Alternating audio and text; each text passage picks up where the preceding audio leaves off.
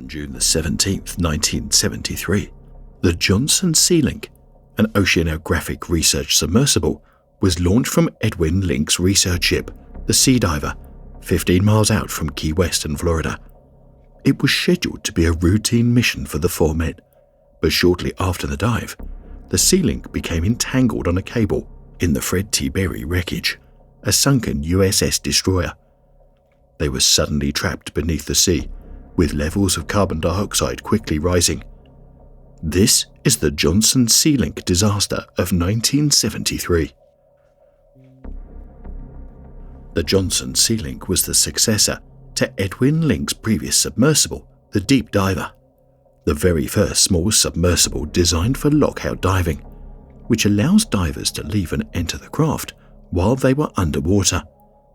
Edwin Link invented the first successful flight simulator and spent the second half of his life immersed in oceanographic exploration, creating innovative ways to explore the oceans.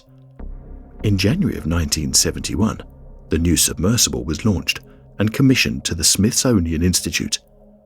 The Johnson Sea Link carried a crew of 4 and 2 separate compartments. The back compartment was designed for lockout diving, allowing 2 divers to be compressed to the ambient pressure of the ocean and leave the submersible to work underwater. The forward pilot's compartment was an acrylic sphere window in the diameter of around 5 feet, providing a panoramic underwater view for the pilot and an observer.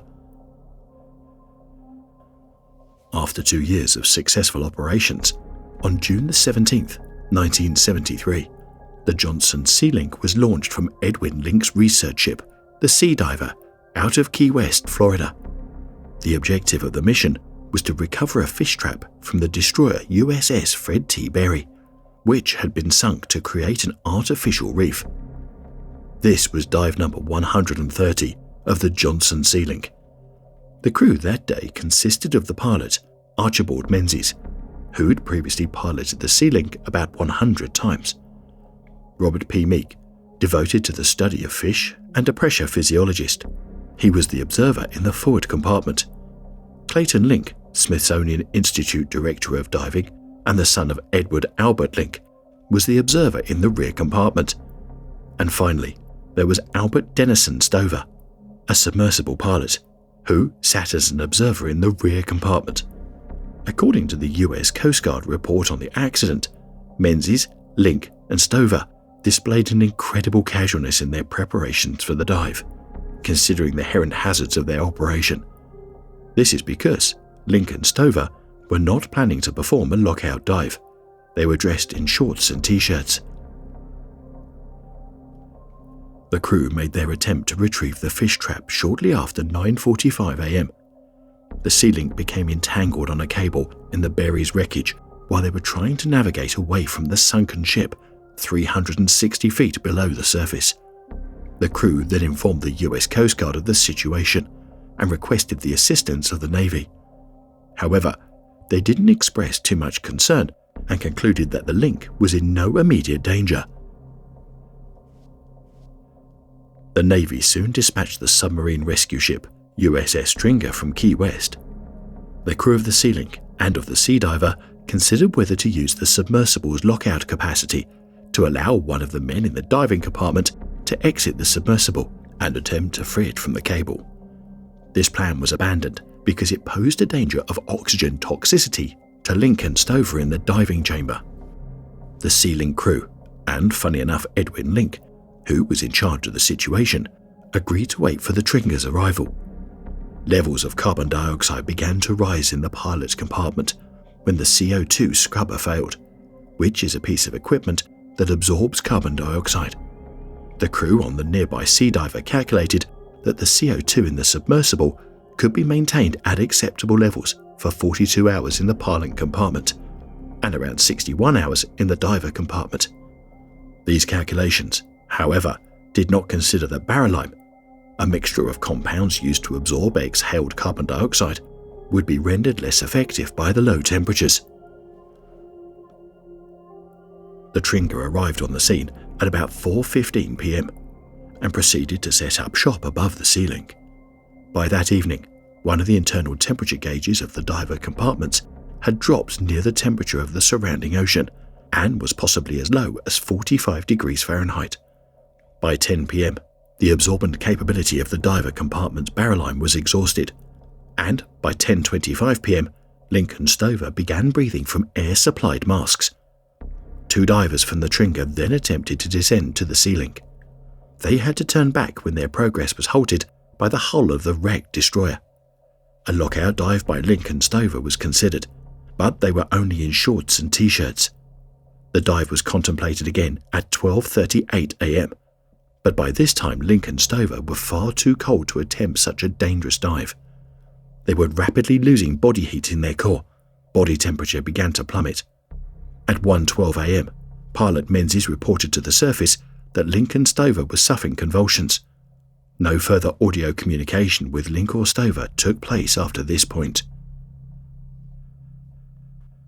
A second rescue dive from the Tringa was unfortunately again unsuccessful, as well as the attempted use of a diving bell, which was lowered from the Tringa later that morning. The submersible, Pericope Marine, made an attempted search of the ocean floor, but was hampered by an inoperative sonar, a device that uses sound waves to detect objects. On the afternoon of June the 18th, commercial salvage vessel A.B. Wood II arrived on the scene carrying an underwater television camera with a maneuverable platform. After the camera was used to locate Sea Link, a grappling hook was attached to the camera and used to engage one of the Sea Link's propeller shrouds and bring it back to the surface. The Sea Link resurfaced at 4:53 p.m. on June the 18th. Menzies and Meek could immediately be removed from the Sea Link and were transferred to the decompression chamber aboard the Tringa. Because the diver's compartment was still pressurized, any attempt to remove Link and Stover would have been fatal to them. The Sea Link was transferred aboard the Sea Diver. Link and Stover were visible through the diving compartment viewpoints, but showed no signs of life.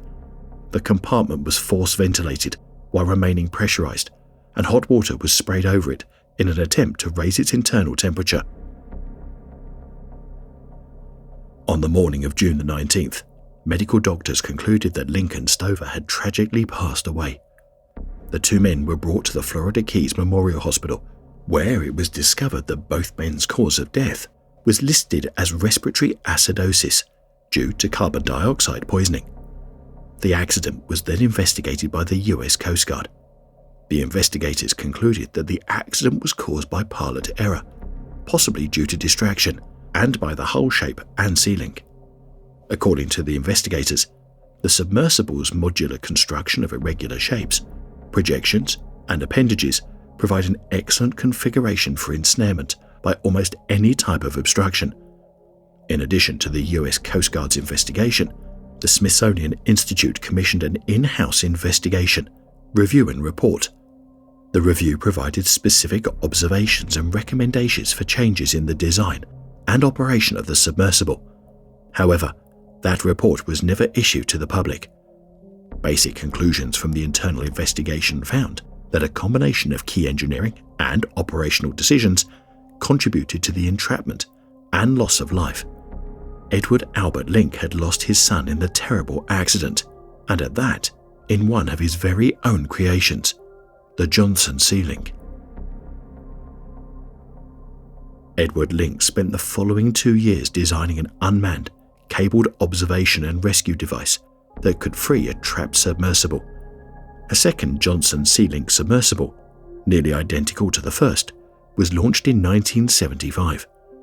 The 2 submersibles remained in operation for many years and were ultimately retired in 2011. This has been Gripping Horror. Thank you so much for watching. Stay safe out there.